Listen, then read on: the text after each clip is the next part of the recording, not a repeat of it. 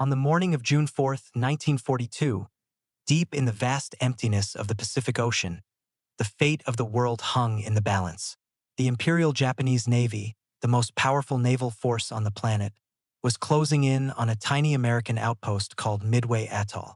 Led by Admiral Nagumo, the four veteran aircraft carriers that had devastated Pearl Harbor just 6 months earlier were preparing to launch a strike that would eliminate the American fleet and secure Japan's dominance over the Pacific. They were confident, they were experienced, and they believed they were sailing into another glorious victory. They had no idea they were sailing into a perfectly laid trap. But this is not the story of the great strategic victory you think you know. This is not the story of the brilliant codebreakers or the admirals moving ships on a map. This is the story of what happened before the famous victory, the story of the men who made it possible. It is the story of 3 squadrons of American pilots who were ordered to fly directly into the teeth of the most formidable fleet ever assembled, in planes that were slow, obsolete, and hopelessly outmatched. They knew they were flying to their deaths. Their attack was, by every military standard, a catastrophic failure. Yet, their suicidal charge, a seemingly pointless sacrifice, is the hidden key that unlocked the entire victory at Midway. This is the story of Torpedo Squadron 8 and the suicide mission that won the war. To understand their sacrifice, you must first understand their weapon, the Douglas TBD Devastator. By 1942, its name was a cruel joke. When it was introduced in the mid-1930s, it had been a revolutionary aircraft, the first all-metal monoplane torpedo bomber in the U.S. Navy. But by World War II, it was a death trap. It was painfully slow, with a top speed of just over 200 miles per hour, making it easy prey for the fast, agile Japanese Zero fighters. Its defensive armament was a single, forward-firing .30 caliber machine gun for the pilot and another flexible one for the rear gunner, completely inadequate against the cannon-armed Zeros. But its greatest flaw was its primary weapon, the Mark 13 torpedo. The torpedo was notoriously unreliable, often failing to run at the correct depth or simply not exploding on impact. But worse, to launch it, the pilot had to fly on a perfectly straight, level course at a very low altitude of about 100 feet, and at a snail's pace of just 115 miles per hour. During this final attack run, the Devastator was a slow, non-maneuvering, perfectly predictable target for every anti-aircraft gun and every fighter in the Japanese fleet. The pilots knew this. They had joked in their ready rooms that the TBD, in the plane's designation, actually stood for torpedo bomber. Don't. Every man who climbed into the cockpit of a Devastator knew he was flying an obsolete machine and carrying a faulty weapon. And on June 4th, they were ordered to attack the most heavily defended naval target in the world. Aboard the 3 American carriers, the USS Hornet, Enterprise, and Yorktown, the mood was tense. Thanks to the brilliant codebreakers at Station Hypo, Admiral Nimitz knew the Japanese were coming. The American fleet was waiting in ambush. As the first Japanese strike wave headed for Midway Island, the American carriers launched their counterattack. The plan was for the dive bombers, the high-flying SBD Dauntless, to be escorted by F-4F Wildcat fighters, while the low-flying torpedo bombers would attack simultaneously, splitting the Japanese defenses. The plan immediately fell apart. The squadrons launched from the different carriers failed to rendezvous properly. The fighter escort for the torpedo planes from the Hornet got lost and never found them. The dive bombers flew on a different course. And so, the torpedo bombers ended up flying towards the Japanese fleet alone. The first to find the enemy was Torpedo Squadron 8 from the USS Hornet, led by Lieutenant Commander John C. Waldron. Waldron was a fierce, determined leader who was deeply devoted to his men. He was also a realist. He knew the odds. The night before the battle, he wrote a letter to his men. He told them that if they only launched one torpedo, he wanted it to be a direct hit. He ended the letter with a chilling premonition. If there is only one man left to make a final run-in, I want that man to go in and get a hit. On the morning of June 4th, Waldron's squadron took off from the Hornet. When the rest of the air group turned on a course he believed was wrong, Waldron made a fateful decision. Trusting his own calculations and his gut instinct, he broke formation and led his 15 Devastators on a different heading, searching for the Japanese fleet alone. For over an hour, they flew over the empty ocean. Fuel was running low. Then, Through a break in the clouds, they saw it. The entire Japanese carrier fleet, the Kido Butai, spread out below them. Waldron had found them. He had also found his squadron's doom. Over the radio, Waldron's voice was calm and steady. "We will go in. We will not turn back. We are the only ones who know they are here." He knew they had no fighter cover. He could see the Japanese Zeros circling high above the fleet, like vultures waiting for a meal. He knew that attacking alone at low level was a suicide mission. But he also knew his duty. He led his 15 planes down towards the water, leveling off for their attack run. The moment they were spotted, the sky erupted. The Japanese Combat Air Patrol, dozens of elite Zero fighters, fell upon them with a terrifying fury. The Zeros were faster, more agile, and heavily armed. The slow, lumbering Devastators stood no chance. The radio chatter, monitored back on the Hornet, told a horrifying story of annihilation. One by one, the pilots called out as they were hit. "They're all over me. I'm on fire. My gunner is dead."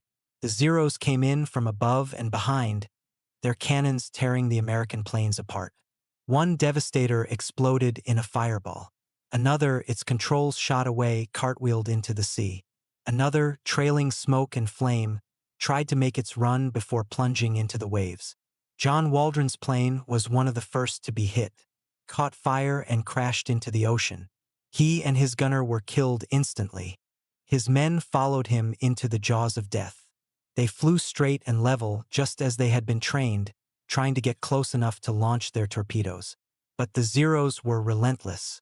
One by one, every single plane of Torpedo Squadron 8 was shot out of the sky. Of the 15 planes that began the attack, not a single one survived to launch its torpedo. 30 men, pilots and gunners, were killed in a matter of minutes. The attack was a complete and utter failure. Only one man survived the slaughter. Ensign George Gay, his plane shot to pieces and his gunner dead, managed to launch his torpedo just before crashing. The torpedo missed. Gay scrambled out of his sinking plane and hid under a floating seat cushion, bobbing in the middle of the Japanese fleet. From this terrifying front-row seat, he would witness the rest of the battle, the lone survivor of a squadron that had been completely erased from existence. Minutes later, the second group arrived.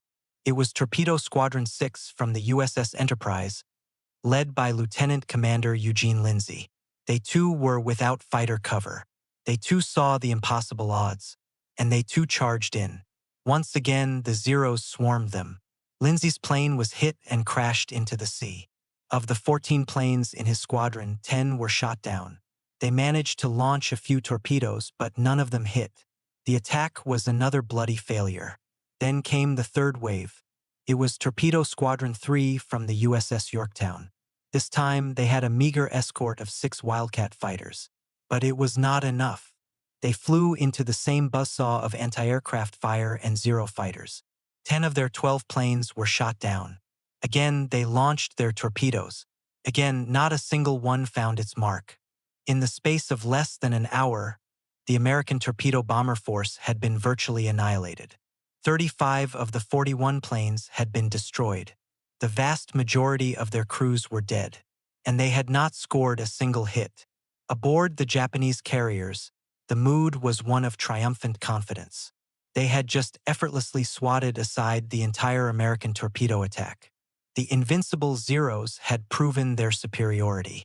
The battle, it seemed, was already won. But the sacrifice of the torpedo squadrons had not been in vain. They had done something crucial, something that would change the course of the battle in the next 5 minutes. By attacking at low level, they had forced the Japanese to make a fatal decision. They had pulled the entire Japanese Combat Air Patrol, dozens of Zeros, down to sea level to deal with the threat. The skies directly above the Japanese fleet were now completely empty. And it was at this exact moment, this one perfect 5-minute window of opportunity, that the American dive bombers arrived. High above, at 20,000 feet, Lieutenant Commander Wade McCluskey, leading the SBD Dauntless dive bombers from the Enterprise, had been searching for the Japanese fleet for hours. His fuel was critically low. By all logic, he should have turned back. But like Waldron, he made a gut decision. He spotted a lone Japanese destroyer sailing at high speed and gambled that it was heading back to its fleet. He followed it. His gamble paid off. Just as his planes were about to reach the point of no return, he saw them, the 4 Japanese carriers, turning into the wind to launch their own strike. Their flight decks were crowded with fully armed and fueled planes. They were at their most vulnerable, and there were no Zeros in sight. McCluskey gave the order to attack. The Dauntless tipped over into their near-vertical dives, the scream of the wind rising to a terrifying shriek. The Japanese sailors on the decks below looked up in horror. They were completely defenseless. The dive bombers were too fast, their angle of attack too steep for the anti-aircraft guns to track. In the next 5 minutes, the course of the Pacific War was rewritten. The first bombs struck the carrier Kaga. They smashed through the flight deck and detonated among the armed and fueled planes below. A chain reaction of catastrophic explosions ripped the ship apart. Then came the bombs for the Soryu. More direct hits, more massive explosions. Then the flagship, the Akagi. A bomb struck its central elevator and plunged into the hangar deck, igniting a sea of fire. From his lonely vantage point in the water, Ensign George Gay watched it all. He saw the American dive bombers appear as if from nowhere. He saw the bombs hit. He saw the 3 Japanese carriers, the same ones that had just slaughtered his friends, transformed into 3 massive burning torches. The sky was full of black smoke and burning planes, he later recalled. It was the most beautiful thing I'd ever seen. In less than 5 minutes, 3 of Japan's 4 carriers were fatally wounded and burning uncontrollably. The 4th carrier, the Hiryu, would be found and destroyed later that afternoon. The heart of the Japanese Navy had been ripped out. The Battle of Midway was won in those 5 minutes. And it was a victory that was bought and paid for with the lives of the men of the Torpedo Squadrons. Their obsolete planes and faulty torpedoes had failed to inflict a single point of damage on the enemy.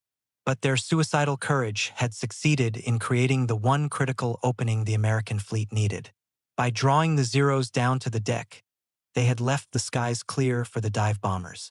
They had traded their lives for the victory. John Waldron, Eugene Lindsay, and the dozens of other young pilots and gunners who flew into that wall of fire did not live to see the results of their sacrifice. They were not just casualties of war. They were its architects. They were a human key, turning a lock that no one else could open. When the story of Midway is told, it is often a story of admirals, of strategy, of intelligence. But the real story, the hidden front, belongs to the men of Torpedo 8. They were given an impossible task, with inadequate tools, against an unbeatable foe. And when the moment came, they did not flinch. They flew straight and true into certain death, on the slimmest of hopes that their sacrifice might mean something. It did. It meant everything. Their mission was not a failure. It was the most successful failure in the history of naval warfare. It was the suicide mission that won the Battle of Midway and changed the world forever.